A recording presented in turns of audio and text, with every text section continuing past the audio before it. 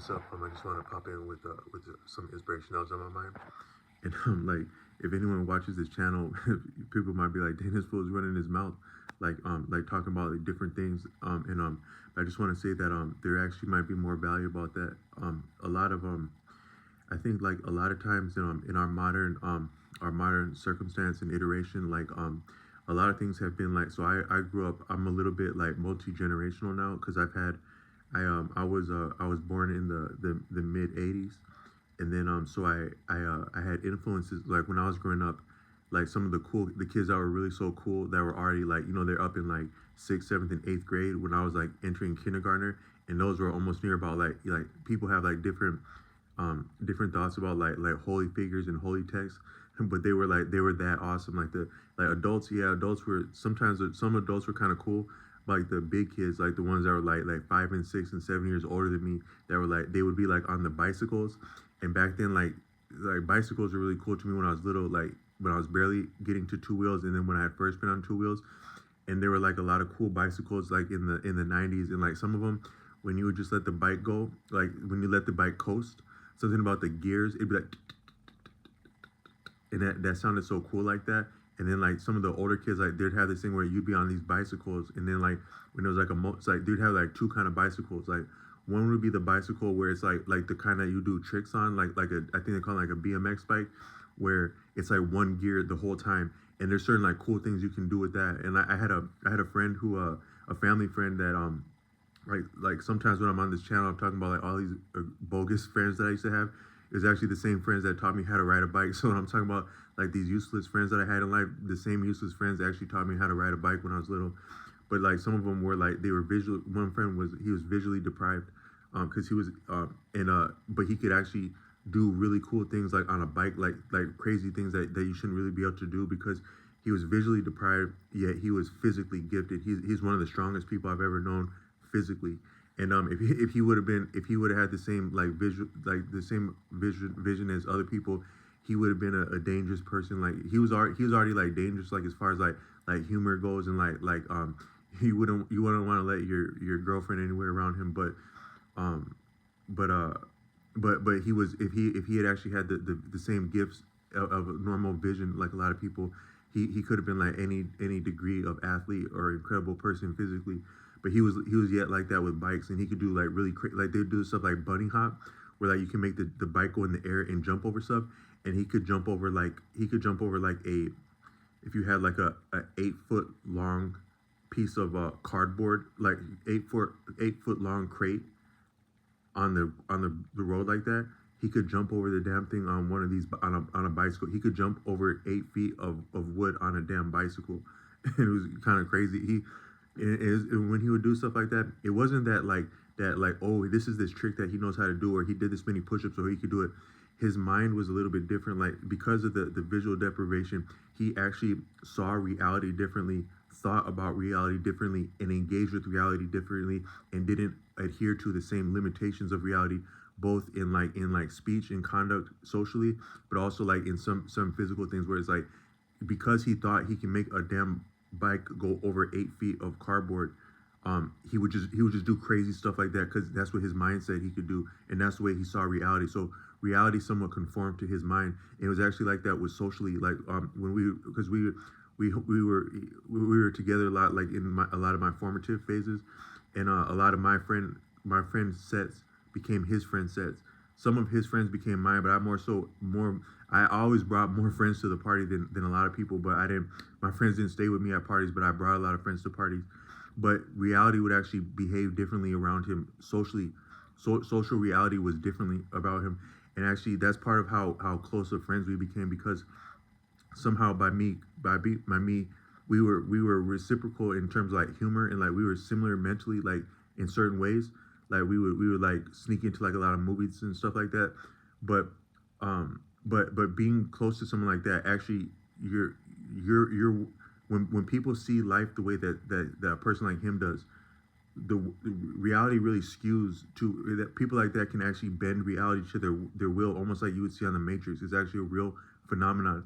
But then you become friends with someone like that, and your reality can bend like that, and so it can be very painful because it's like a level of codependence when you become some people who are very, according to Osho, when you're around a magnetic person, you have one or two things that can happen when you're around a truly magnetic person. You can become reciprocal and become the best of friends, or you can become enemies.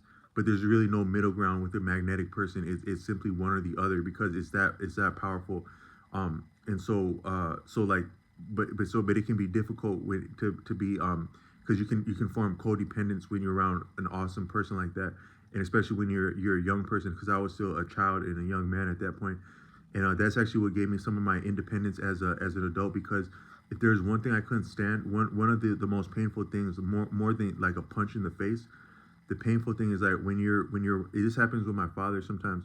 When my father is African, from Africa, but when he's with my mother in like at a doctor, or like at like a business, something like that, they'll start talking to my dad's conducting business. It's about him. It's his business. It's his health, his welfare. But when I'm not saying welfare like welfare services, but I'm just saying his something to do with what he's entitled to or transacting. And then they'll start talking to my mother as though my father's not there, or as though he's her son, or his lesser significant person. And my dad didn't think that cool, and neither did my mom think that's cool. They both thought that was some bullshit every time people do that. And they're just like, look at this, another phony motherfucker talking to us right now. That's the mentality between them. So that my parents are still like very close, as almost as close as they would have been when they first met each other after like 30 and 40 and about 40 years being together. But my dad's wise to that, and he'll play to it. But that's a significantly distasteful experience.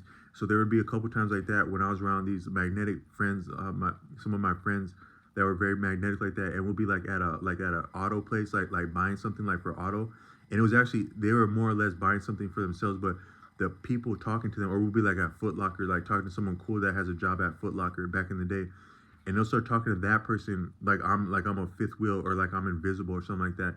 And that's one of that smacks nasty to someone. And then you something like that happens like in dating or romance, and it's just ratcheted up to infinite degree, not infinite, but it's like an exponent of how distasteful that is. But it actually gave me some of my independence, because if you can feel that marginalized, that much of a fifth wheel, then damn it, you can be comfortable just about anywhere, any level of indifference or insult, or being ignored or whatnot. Is that you actually be comfortable with a degree of conflict and also indifference, which is equally painful and detrimental, coming around that. But I got a little bit digressed with that. But what I wanted to say is that um but bikes were really cool when I was little, and like those would be like the BMX bikes. But then some of the other bikes, like before that, they would be like the older kids would have them, and like you could make the pedals go backwards while the bike was yet going forward because of the gear system. So the gear system would allow you to back pedal without interfering with the actual torque of the bike, and that was just one of the coolest things that I remember. But all I meant to say is that I was intergenerational, where I had some of those people, like my friend, he would have been born in the so I was born in the exact mid to just beginning to the second part of the 80s, but he would have been like the mid 80s to early 80s. And then like his family, his other family that I knew is back to the beginning of the 80s.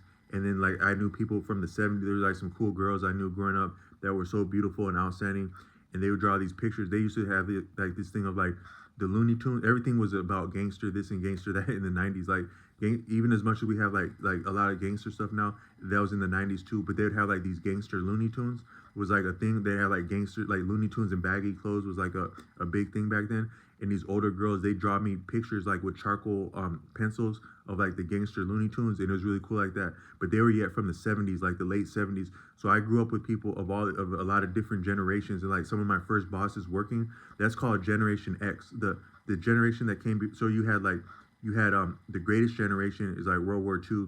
Then you had the baby boomers after World War II. Then you had Generation X is from the baby boomers to the millennials. Then I'm a more so millennial. Then you had the generation Z, Y, and I'm not sure what it is now. But I've experienced all these different people and some of the different tastes that were stronger and less strong at different points of that, to have a little bit of perspective. Also seeing the internet age come of age, I saw that happen too, and I just want to talk a little bit about that.